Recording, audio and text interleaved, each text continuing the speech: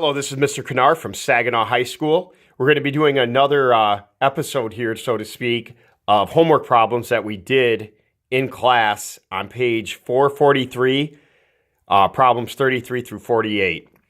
So the section that we went over was 7.4. It was the division properties of exponents.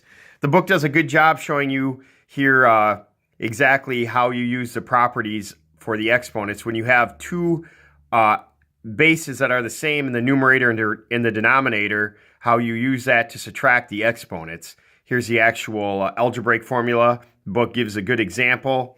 It also shows the logic behind subtracting. You can see up here that you have 4 to the 5th power divided by 4 to the 3rd power, and how they cross cancel each one out, and they end up getting 4 to the 2nd power. Now the homework assignment that we did here was problems 33 through 48, and I'm going to kind of go through a few of them if I have time. And you can see that when you do number 33 here, that you're going to take what's on the outside and do the square of each one, 3 and 8. So we're going to start up here on the top. I have number 33 here. We have 3 divided by 8, and it's all to the 2nd power. And you can rewrite it as 3 squared over 8 squared, or I showed the expanded form. And that ends up becoming 9 over 64. And I put the properties that we're going to be using, especially on the first, 33 through 42. Those are usually the two that we're going to use. Okay, the next one here we have 1 over a, and we're going to do the cube of each one there. 1 times 1 times 1 is going to be 1, and then a is going to be to the 3rd power in the denominator. So you have 1 over a to the 3rd power. Next one, you have 4. Now, one of the things you have to remember is when you have a constant in front of your variable, you also have to raise it to that power. So you can see there we got 3 to the 4th power, x to the 4th over y to the 4th. When you expand that out, you get 3 times 3 times 3 times 3, and then x to the 4th, y to the 4th. So I want to make sure that you simplify the 3 to the 4th because it is a constant, and you get 81 x 4th over y to the 4th. Next one here, you have 2 constants, one in the numerator and one in the denominator. You're going to take the 5th power of each one there, and you're going to get 2 to the 5th, x to the 5th, and it's all divided over 3 to the 5th, y to the 5th. And you end up getting an answer 32x to the 5th over 243y to the 5th. Tried to reduce that, I was unable to. And then here we have a constant. We have some constants, and you can see we're using our multiplication property for exponents here. And I wrote that out for you. You can see that you have 6 to the 3rd power over 5 to the 6th power. And you get 216 over 15,625, and that was, I also was unable to reduce that. And again, we'd use our multiplication rule for exponents here. You can see 2 to the 2nd power becomes 2 times 5 in the top, and you can see what you get there, which is 2 to the 10th power over 5 to the 15th, and you get a really large number, and that unbelievably divides evenly, and you get 1 over 32. Okay, you can look at 39, 40, 41, and 42. You can see in 41 and 42 that you have to use your rule where you take the negative exponent and flip it to the numerator and the denominator, depending where it's at.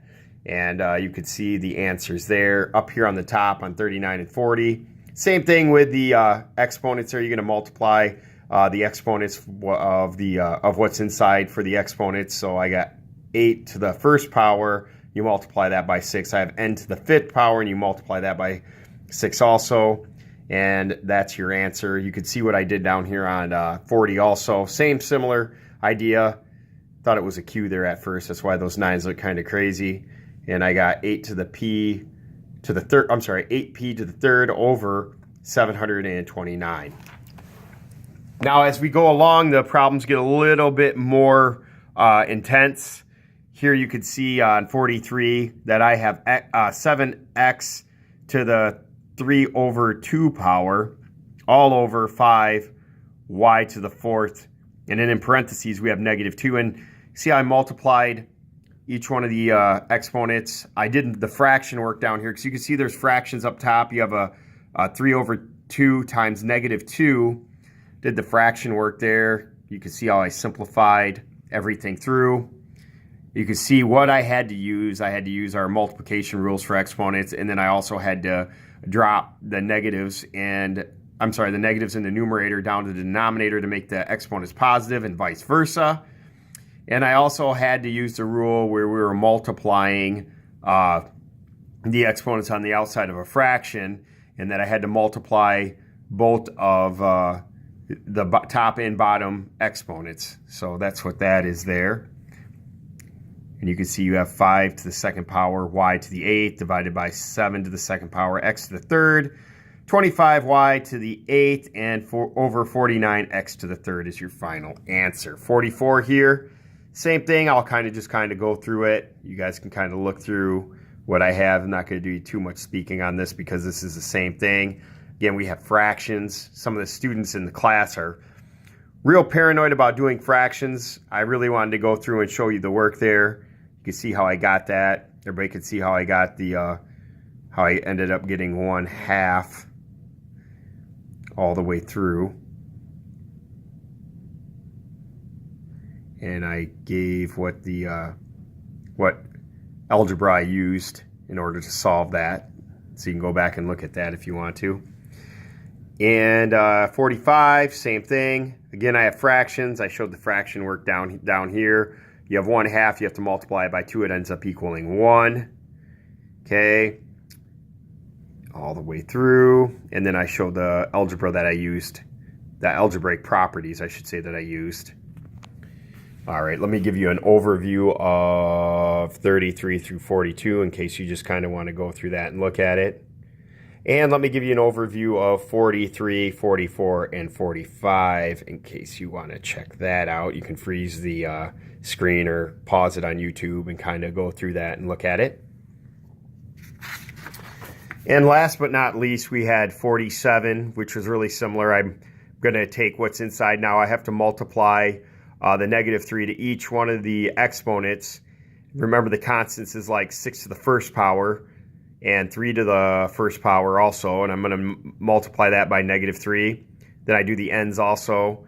And then as you see, I get down here, I have negative exponents in the numerator and denominator, and I end up flipping those. You can see how I flipped them.